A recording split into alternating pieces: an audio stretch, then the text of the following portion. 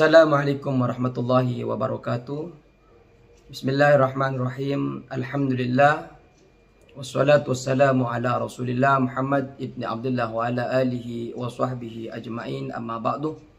Yang kami hormati segenap para jemaah dimanapun berada, khususnya jemaah yang kita isi kajian di majlis taklim, di musalla dan di masjid tentang tafsir Yasin. Alhamdulillah kita bisa membuat video ini pertama kali di dalam kitab tafsir Yasin agar bisa diambil faidahnya bagi mereka yang mengkaji tentang tafsir Yasin, yang kelewat maknanya bisa mengulang kembali di video ini. Alhamdulillah, mari kita mulai mengkajinya. Kita fatihahkan dulu kepada muallif kitab ini, li Syekh Hamami Zadah, Al-Fadhil Hadrat Nabi Mustafa Rasulullah sallallahu alaihi wasallam wa ala alihi wa sahbihi wa duratihi wa usuli wa furufuri, wa li muallif al-kitab tafsir surah Yasin li Syekh Hamami Zadah wa li jami'i masyayikhina allati takun fi maqbarati Sidogiri wa allati takun fi maqbarati Bata-Bata wa kiyai anna Allah ta'ala yahmina bihimiyatihim wa yumiduna bimadadihim wa yanfa'una bi barakatihim wa anwarihim wa ulumihim fid din wad dunya wal akhirah. Al-Fatihah.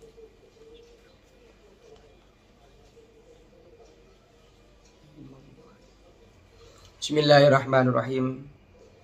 Bismillahirrahmanirrahim. Bismillah dengan menyebut nama Allah Ar-Rahmani, yang maha pemurah, yang maha welas asih di dunia, Ar-Rahimi yang welas asih di akhirat, khusus kepada Islam.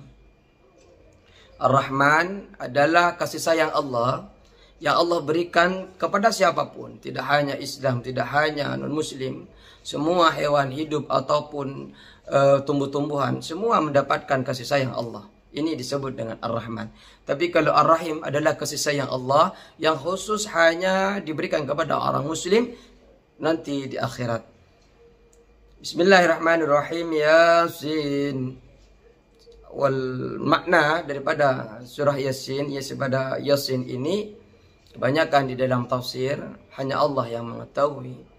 Akan tetapi Yasin ini nanti di pembahasan berikutnya di dalam kitab tafsir Yasin ini dibahas secara komplit apa maksud dari Yasin dan apa makna daripada Yasin itu. Wal Qur'anil Hakim. Wal Qur'ani, demi Al-Qur'an, Al-Hakimi yang bijaksana. Kenapa Al-Quran disebut dengan Al-Hakim, yang penuh hikmah, yang penuh dengan kebijaksanaan? Di dalam kitab Ibnu Katsir disebutkan Al-Hakim itu adalah Al-Muhkam alladhi la ya'tihi al-batil, la ya'ti al-batilu min baini yadayhi wa la min khalfihi, yang dihukumi sesuatu yang tidak mendatangkan kepadanya suatu kebatilan di hadapannya atau di belakangnya atau di sekelilingnya. Al-Quran tidak pernah mendatangkan kebatilan kepada apapun dan kepada siapapun, kepada Islam maupun non-Muslim. Sehingga Al-Quran ini disebut dengan Al-Hakim. Innaka laminal mursalin, innaka sesungguhnya engkau Muhammad laminal mursalin, benar-benar engkau seorang utusan. Hadihi suratun makkiyatun, hadihi suratun, adapun ini surah makkiyatun, termasuk surah makkiyah.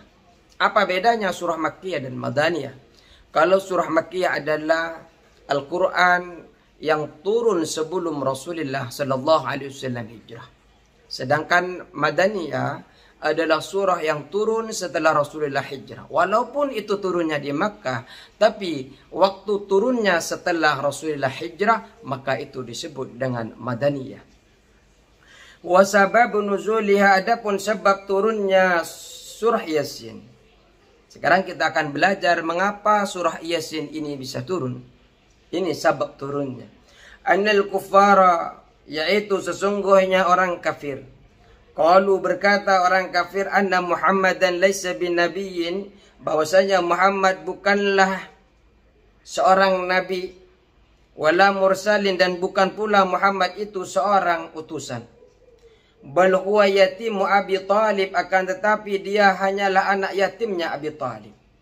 Jadi orang kafir mengatakan bahwa Muhammad itu bukan nabi, bukan pula seorang rasul, akan tetapi dia hanya anak yatimnya Abi Talib.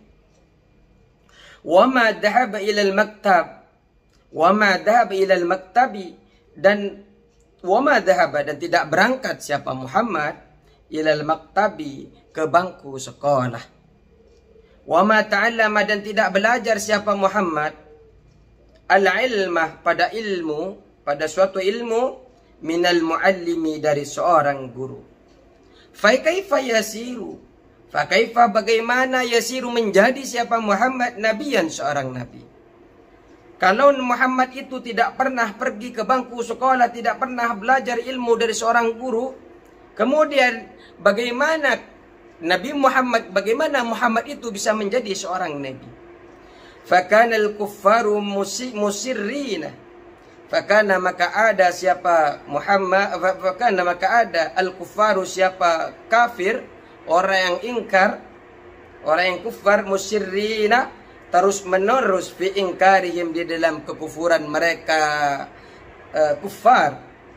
Ternyata orang kufar ini terus menerus keingkarannya kepada Nabi Muhammad, tidak mengakui Nabi Muhammad. Karena ingkarnya terus menerus, faqala faraddallahu ta'ala, maka Allah subhanahu wa ta'ala membantah qaulal kuffari, terhadap perkataan orang kafir. Wa anzala hadhihi surata, dan menurunkan siapa Allah hadhihi surata, terhadap surah ini. Wa syahida, dan menyaksikan Allah bidadihil jalili, dengan zatnya Allah yang agung, ala risalatihi, atas utusannya Muhammad, wa nubuwatihi, dan kenabian Muhammad. Allah subhanahu wa ta'ala membantah atas kekafiran, atas kekufuran terus menerusnya orang-orang yang tidak percaya kepada kerasulan Muhammad, sehingga Allah subhanahu wa ta'ala menurunkan ayat ini. Bukan hanya dengan ayat ini, dengan azatnya sendiri Allah telah bersaksi, Allah telah memberikan keyakinan kepada umatnya bahwa Nabi Muhammad adalah sebenar-benarnya Nabi, bahwa Nabi Muhammad adalah utusan Allah subhanahu wa ta'ala. Faqala, maka kemudian Allah subhanahu wa ta'ala berfirman, faqala, maka berfirman Allah, ya Muhammad, wahai Muhammad, in angkaral kuffara, in angkara al-kuffaru, in angkara, jika ingkar, al-kuffaru, siapa orang kafir, risalataka, terhadap kerasulanmu, fala taghtammu, maka janganlah bingung engkau Muhammad, bidzalika, dengan ingkarnya orang kafir itu. Engkau jangan, wahai Muhammad, kalau orang kafir itu ingkar tentang kerasulanmu, maka jangan engkau bingung. Ana asyhadu, maka ana asyhadu, adapun saya asyhadu, bersaksi, innaka laminal mursalin, bahwa engkau laminal mursalin, benar-benar seorang utusan. Falamma kanat hadhihi suratu, maka tatkala kanat ada hadhihi suratu, apa ini surah, dzalatan, menunjukkan, wa syahidatan, dan menjadi saksi, ala risalatihi, atas kerasulan Muhammad, fala jarama, maka mesti, annaha, bahwasanya hadis surah surat, menjadi apa hadis surah, qalbal Qur'ani, yaitu menjadi qalbulnya Quran, jantungnya Al-Quran. Inilah sebab kenapa surah Yasin itu menjadi jantung, karena surah Yasin ini menjadi saksi, menjadi kesaksian atas kerasulan Nabi Muhammad SAW. Semua makhluk memiliki jantung, semua kehidupan memiliki jantung, dan jantungnya Al-Quran adalah surah Yasin. Kenapa menjadi jantung? Karena surah Yasin ini adalah menjadi saksi daripada kerasulan Nabi Muhammad SAW. Cukup sekian. Allahul muwaffiq ila aqwamit thariq. Wassalamualaikum warahmatullahi wabarakatuh.